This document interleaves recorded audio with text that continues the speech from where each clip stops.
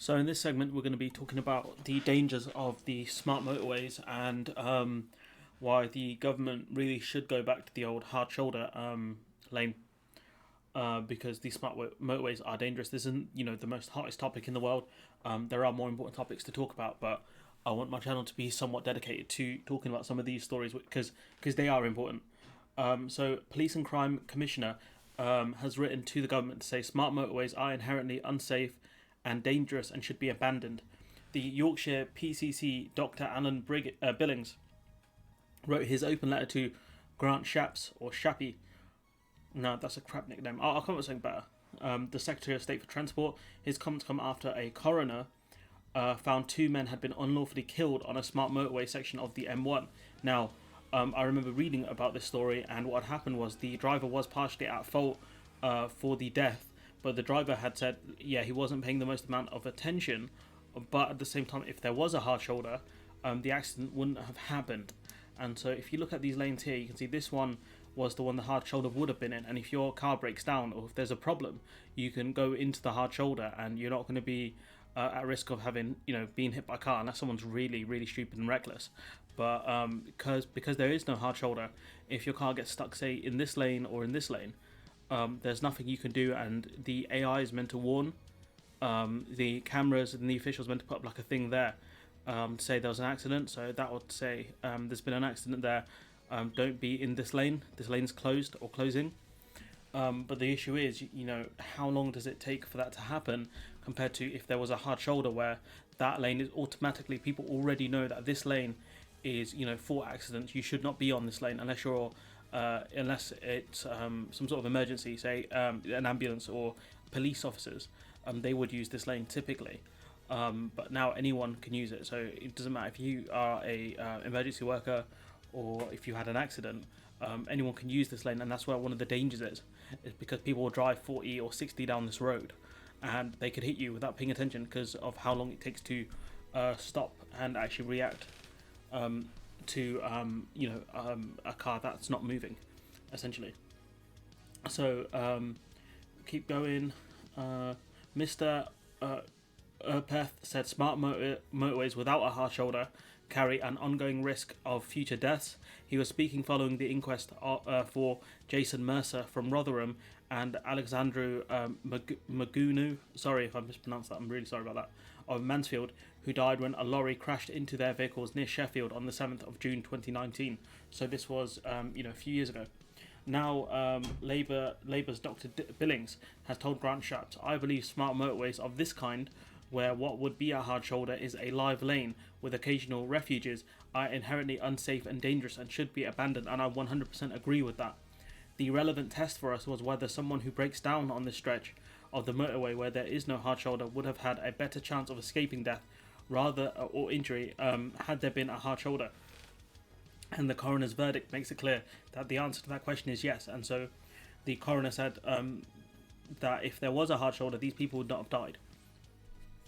So Jason Mercer's widow, Claire, had previously told Nikki Campbell on BBC Radio 5 Live she considered a government review of the smart motorway system was just a paperwork exercise and a PR exercise, which is 100% true. They'll say, oh, we've reviewed it and, we think it's still a good idea and we're going to go along with it. So, I don't know how clued up this person Claire is on politics, but she's 100% correct on that one. And that's why they're always doing reviews into racism. Taking to BBC Look North, Yorkshire, after publishing the letter on Sunday, Dr. Billing said the Department for Transport and Highways, England, have argued all along that these sorts of motorways are actually safe. They even go as far as to say they are safer than ordinary motorways.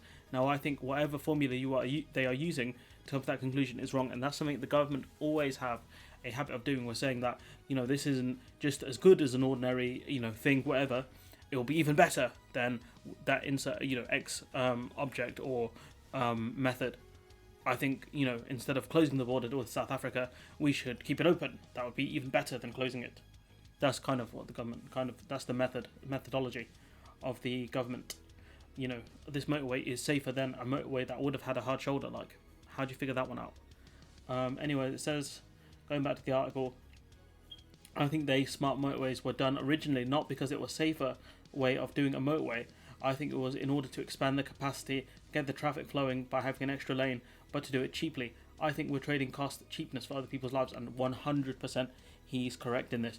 The whole reason they've opened this fourth lane and got rid of the hard shoulder is for traffic reasons, is to in order to keep traffic flowing quicker. You got to think, what's quicker, having 4 lanes or 3 lanes?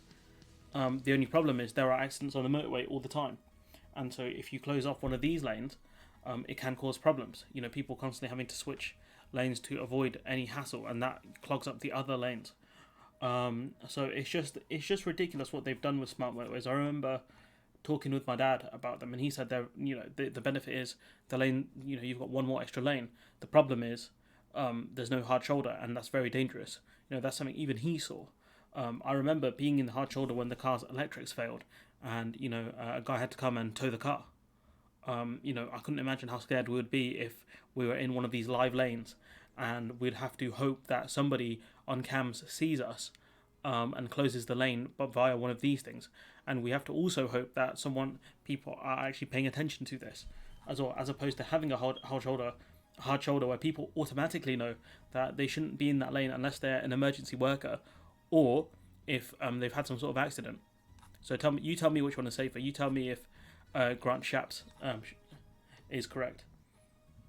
So in response to Billings' open letter, the Department for Transport said the stock take of smart motorways showed that in most ways smart motorways are as safe or safer than conventional ones. The Transport Secretary has asked Highways England with delivering an 18-point action plan to ensure they are safer still, and he has called an urgent meeting with the company to discuss their progress. You know, a very stock answer to an open letter for someone saying that, you know, these things are dangerous. You know, I can't imagine what it's like being the family of either these two gentlemen who have died, especially with the coroner saying that, yes, smart motorways were one of the causes of the deaths of these two gentlemen here. I can't imagine what that's like, being a family member, having to go through that, and then have the government say smart motorways are even more safe than normal motorways because they are intelligent. You know, it's just ridiculous. The government are just they're a bunch of sickos, to be honest. At the best of times, honestly, the last 3 prime ministers we've had have just been god awful, and I hope the next one is a decent human being, and has a decent cabinet. But Grant Shapps clearly does not care about this, and I don't know what more to say about from. You know, let me know what you think in the comments below. Like, comment, share, subscribe, and hopefully I'll see you in the next one.